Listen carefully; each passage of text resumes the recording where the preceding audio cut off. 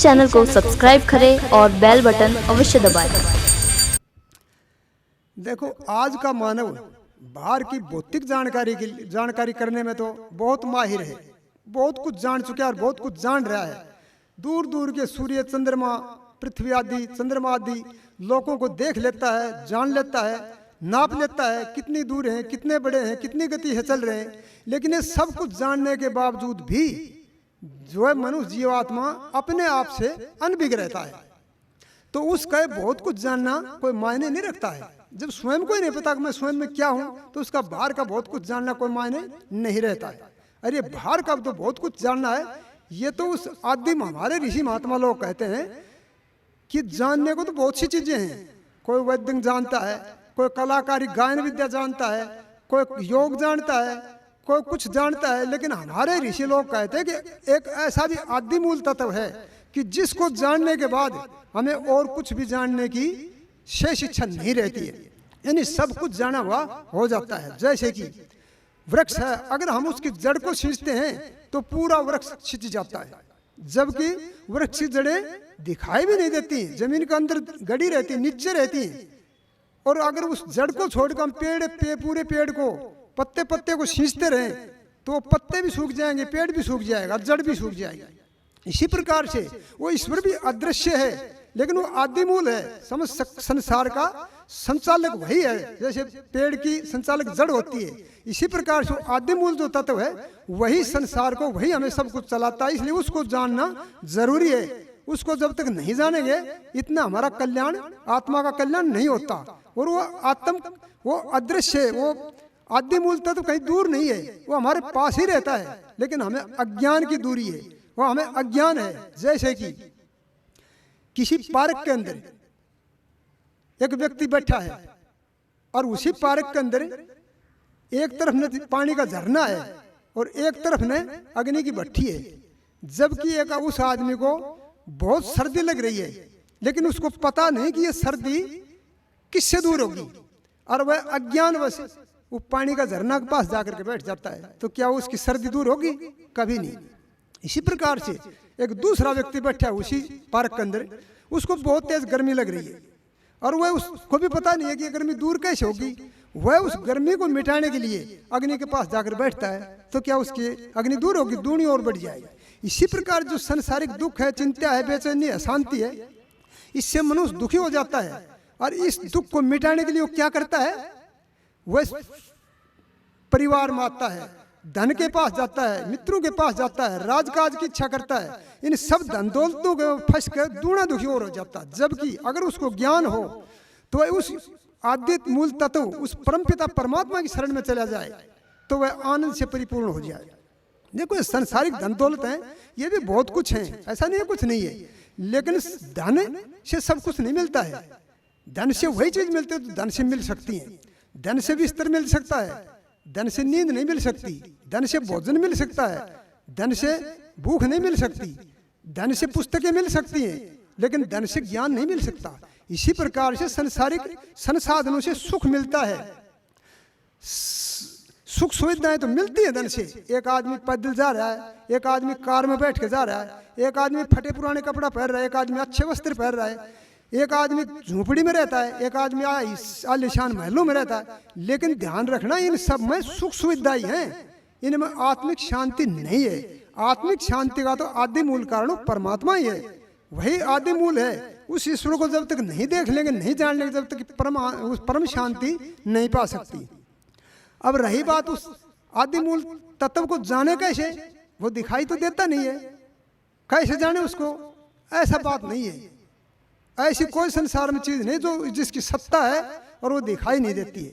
ये हमारे देखने के तौर तरीके अलग हैं, नहीं दिखाई सब कुछ देता है। ईश्वर भी दिखाई देता है, आत्मा भी दिखाई देती है। इन आंखों से तो प्रकृति भी नहीं दिखाई देती, विकृति दिखाई देती है। इसलिए दिखाई देने के साधन अलग अलग हैं।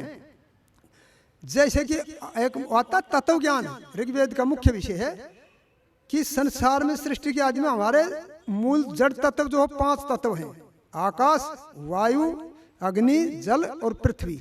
और इनके 5 गुण हैं, शब्द, स्पर्श, रूप, रस और गंध। अब इनमें पृथ्वी आंख तो केवल और केवल अग्नि को ही देख सकती है, अन्य तत्वों को नहीं देख सकती है, न आकाश को देख सकती, न वायु को देख सकती, और न पृथ्वी को देख सकती, और न जल को देख सकती। नहीं, ऐसा नहीं है। पृथ्वी तो आंखों से दिखाई देती है, जल तो आंखों से दिखाई, ऐसा नहीं है। देखने की वह है कि पृथ्वी क्यों दिखाई देती है, कि पृथ्वी के अंदर अग्नि व्यापक है, इसलिए इतना हिस्सा अग्नि का दिखाई देता है जितना अग्नि का है। वरना पृथ्वी का मेन गुण तो है गंध, वो तो नाकों से दिखाई देती है, दुर्गंध आ रही है तो कोई आंख से बता सकता है। इसी प्रकार से पानी का स्वाभाविक गुण है रस, वो कभी भी आंख से नहीं दिखाई देता है, वह तो जीभ से दिखाई देता है। एक बर्तन में मीठा पानी डाल दो और एक में खारी पानी डाल दो, कितनी आंख पाड़ लो वह दिखाई नहीं देगा। और जीभ आके रसना का लगाओ, वह तुरंत बता देगी ये मीठा है, ये खारी है। इसी प्रकार से ये वायु जो है ये इसके अंदर अग्नि प्रवेश नहीं कर सकती और न आकाश में कर सकती। क्यों? कि ये नियम है कि स्थूल वस्तु में सूक्ष्म वस्तु प्रवेश कर जाती है। जैसे कोई बर्तन है और उसमें आप मिट्टी भर दें, उस मिट्टी के अंदर पानी डाल रहे हो तो पानी भी उतना ही चला जाएगा जितनी मिट्टी है, क्योंकि पानी उससे बारीक है, उससे सूक्ष्म है। और पानी को भर दे उस बर्तन को और उसमें मिट्टी डालोगे तो नहीं जा सकती। इसी प्रकार से वायु जो है वो अग्नि से सूक्ष्म है, इसलिए वायु के अंदर अग्नि प्रवेश नहीं कर सकती, इसलिए अग्नि नहीं दिखाई दे सकती, वायु नहीं दिखाई दे सकती। इसी प्रकार से आकाश है, आकाश का गुण है शब्द। अगर देखो मैं बोल रहा हूँ, कोई ये कहे कि भाई मैंने इसने गाड़ी दी, कोई कहे कि भाई मैंने दिखाया कहाँ दी। अरे भाई दिखाई देना जिस वस्तु से जिसका ज्ञान होता है वो दिखाई देना ही होता है, वही प्रत्यक्ष कहलाता है। शब्द है दिखाई नहीं देता है, लेकिन कान से दिखाई देता है। अगर कान बंद कर ले तो नहीं सुनाई देगा। इसी प्रकार से ईश्वर की बात तो दूर रही, जब प्रकृति के तत्व ही आंख से नहीं दिखाई देते हैं तो ईश्वर कैसे दिखाई देगा? ईश्वर को दिखाई देना मेधा बुद्धि से दिखाई देता है, और ईश्वर को देख लेना ही ईश्वर को पा लेना है, और ईश्वर को प्राप्त कर लेना ही समस्त बंधनों से मुक्त हो जाना है। समस्त बंधनों का कारण है अज्ञान। इस अज्ञान के कारण हम इस बंधन में हैं, और ये बंधन हमें इतना बुरा, सभी को बुरा लगता है। बड़े बड़े राजा महाराजा इस राज को छोड़ करके वैराग्य हो गए, क्योंकि उनको शांति नहीं मिली। राजा भर्तृहरि था, जबकि राजा था, उसने विचार किया कि मैं राजा होते हुए जीवन में शांति नहीं है, तो कमाल की बात है, फिर और क्या होगा? राजा के पास किसी चीज की कमी तो रहती नहीं है, लेकिन फिर भी शांति नहीं हो, वैराग्य लेकर विरक्त होकर जंगल में चले गया। इसी प्रकार से महात्मा बुद्ध एक राजा का लड़का था, उसे भी वैराग्य हो गया, उसे बंधन दिखाई देने लग गया, वह भी विरक्त हो गया। इसी प्रकार महर्षि दयानंद जो कि एक धनाढ्य परिवार से था, उसको भी संसार रूपी बंधन पिंजरे की बात दिखाई देने लग गया। वह भी इससे विरक्त होने के लिए, जैसे मुस्सो पकड़ने, चूहा पकड़ने के लिए एक पिंजरा होता है, उस पिंजरे के अंदर हम कुछ मिठाई डाल देते हैं कि वो चूहा इसके लोभ में यहाँ आएगा, और जब उस मिठाई को खाएगा तो वो पिंजरे का बटन बंद हो जाता है, तो बंद हो जाता है वो। तो वो चूहा क्या करता है कि उस मिठाई को छोड़ देता है, निकलने की कोशिश करता है कि तू बंद हो गया।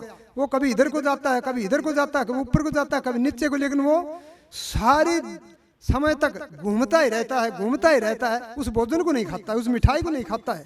इसी प्रकार से जिन लोगों के संसार रूपी बंधन दिखाई देने लग गया, वह चाहे राजा हो चाहे करोड़पति हो, वो सब कुछ को छोड़कर सबसे पहले इस बंधन रूपी पिंजरे से निकलने की कोशिश करता है, और मानव जन्म पाकर भी इस बंधन से नहीं निकलता है, तो ये उसकी मूर्खता है।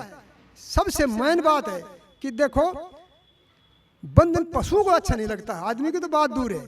जब पशु को कितना ही घर में बांध के अच्छी चराओ, उसको बहुत अच्छी चाट चराओ, बहुत अच्छा भोजन खुआओ, लेकिन वो अगर खुल जाता है किसी प्रकार से, जेवड़ा तुड़ा जाता है, खुट्टा पड़ा जाता है, तो क्या करता है? जो बाहर को भागता है। क्यों? सब सुविधा है अंदर, लेकिन बंधन है। इसी प्रकार से जबकि ये गांव का खागड़ कहो, अक्कल कहो, विजार कहो, रहता है ना जो सामलात का एक पशु, वह उसको कोई चारा नहीं चराता, उसको कोई पानी नहीं पिलाता, लेकिन वो खुला रहता है, वो अपनी मर्जी से कहीं भी बैठता है, कहीं भी चरता है, कहीं भी कुछ करता है, तो बहुत तगड़ा रहता है। और जबकि बैल है, पशुओं को हम कितना अच्छा चारा चराते हैं, लेकिन फिर भी वो उतने ठाडे तगड़े नहीं हो सकते, क्योंकि वो बंधन में है।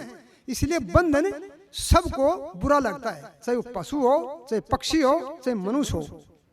एक आदमी ये रोड का क्या कॉलोनी है, रोड के ऊपर फुटपाथ पर पड़ा है, उसके पास न बेचारे कपड़ा है, न उसके पास मुझको ओढ़ने पैरने का कपड़ा है, न ओढ़ने का कपड़ा है, न भोजन है, न पैसा है, कुछ भी नहीं है, न मकान है। अब उसको कोई आदमी कहे कि भाई तू इस दुख की बजाय नंगा रहता है, बाहर रहता है, इसकी बजाय तू जेल में चला जा। बोले भाई कैसे जाऊं? बोलो किसी का सिर में पत्थर मार दे और तुम्हें पुलिस पकड़ कर भीतर कर देगी। बोले फिर वहाँ क्या होगा? वहाँ तुझे पहनने को कपड़े मिलेंगे, तुझे खाने को भोजन मिलेगा, रहने को मकान मिलेगा, और बीमार होगा तो दवाई मिलेगी, और तेरे संतरी रहेगा, कोई मार भी नहीं सकेगा। तो बोले वहाँ पर ऐसी इतनी अच्छी बात है तो वहाँ क्यों नहीं जाते? क्यों, क्या कारण क्या है? बोला भाई वहाँ पर बांध कर रखते हैं, यानी चार दीवारी का अंदर रखते हैं, बाहर निकलना चाहोगे तो नहीं निकलने देगा, गेट बंद कर देगा, ताला बंद कर देगा, सिर्फ रहना अंदर ही पड़ेगा और कोई दिक्कत नहीं है। तो बोला भाई अगर अंदर ही रहना पड़ता है तो हमें ये दुख ही अच्छा है, हम इस फुटपाथ पर ही पड़े रहेंगे लेकिन जेल के अंदर नहीं जाएंगे। इसलिए ये बंधन है बहुत बुरा है और ये सबको बुरा लगता है। और ये जन्म मरण का जो बंधन है ये बहुत सताता है। और इस जन्म मरण के बंधन से कुछ लोगों की राय है कि भाई जब जीव की मुक्ति होती है तो क्या एक जन्म में होती है, अनेकों जन्मों में होती है। इसको ऐसे इस प्रकार से समझो कि एक स्कूल है और उसके अंदर 2 अध्यापक है, एक ही दिन अपना कार्य करने के लिए प्रवेश हुए उसमें। एक तो कहीं से बदली होकर के अपने 10-20 साल की सर्विस करके बदली होकर उस स्कूल में आता है, और एक दूसरा अध्यापक नया लग करके अपनी ड्यूटी ज्वाइन करता है। एक ही दिन करते हैं दोनों। तो जिसने पुरानी जो सर्विस कर रहा था, जो बदली होकर के आया है, उसकी छुट्टी यानी उसकी पेंशन तो साल 2 साल में हो जाएगी। और अब वो जो नया लग करके था वो अध्यापक कहे कि भाई हम तो दोनों एक दिन आए थे स्कूल में, इसकी पेंशन होगी तो मेरी भी करो। तो कहते हैं कि भाई ऐसा नहीं है, ये पीछे से सर्विस करता आ रहा था कई साल से और अन्य स्कूलों में इसने सर्विस दी है, वो इसकी सर्विस जुड़ गई, इसलिए इसकी ड्यूटी पूरी हो गई, ये मुक्त हो गया। और तुम तो अब नए लग करके आए हो, तुम पूरी ड्यूटी करो तब तुम भी हो जाओगे। इसी प्रकार से ये जो जीवात्मा है जन्म जन्मांतरों से, पिछले जन्मों से जब कोई इसी मार्ग पर चलता आ रहा है तो वो एक ही जन्म में हो जाए। क्यों? वो नजदीक लक्ष्य के नजदीक लग लिया है, उसने यात्रा अपने लक्ष्य के कने आ लिया है, और एक अभी यात्रा शुरू की है तो वो एक जन्म में मुक्ति नहीं पा सकता। इसलिए वही एक जन्म मुक्ति पा सकता जो पिछले जन्मों से इसी यात्रा पर चलता आ रहा है। और इस यात्रा में एक नियम है कि इस यात्रा पर जो चल देता है वह निश्चय पहुंच जाता है। चलने की ढील है, पहुंचने की ढील नहीं है, वो देर अबेर अपने लक्ष्य पर पहुंच जाता है। जैसे कि हमें आज जोधपुर से और दिल्ली जाना है तो यहाँ से गाड़ी में बैठ लिया और गाड़ी जा करके रेवाड़ी स्टेशन पे रुक गई, तो ऐसा नहीं है कि वो गाड़ी फिर तक कल से यात्रा यहीं जोधपुर से शुरू होगी, वो यात्रा वहीं से शुरू होगी जहाँ से गाड़ी रुकी है। इसी प्रकार से ये जो जन्म है ये चलती आ रही है पीछे से जो करता रहो, जहाँ से मरता है वहीं से जन्म लेता है। मरते समय आदमी का जो विचार, जो कर्म, जो भावना, जो उसका लक्ष्य है वहीं से फिर शुरू हो जाती है यात्रा। जैसे आदमी सोता भी है ना, तो जिस समय सोते समय अंतिम समय में आदमी के जो विचार होते हैं वही विचार उठते हैं, सबसे पहले प्रकट होते हैं। अगर चिंतित आदमी सोता है वो सवेरे उठते चिंता के साथ उठता है, और जो शांतिपूर्वक सोता है और सवेरे उठते शांतिपूर्वक उठता है। इसी प्रकार जो शांतिपूर्वक जन्मता है और मरता है ये एक जन्म इसकी तरह नियम है। इसलिए इस पर चलने की ढील है, पहुंचने की ढील नहीं है। मानव मात्र का अंतिम लक्ष्य है कि इस पर और क्यों नहीं तो चल दो, पहुंचना निश्चित है, यह परम सत्य है।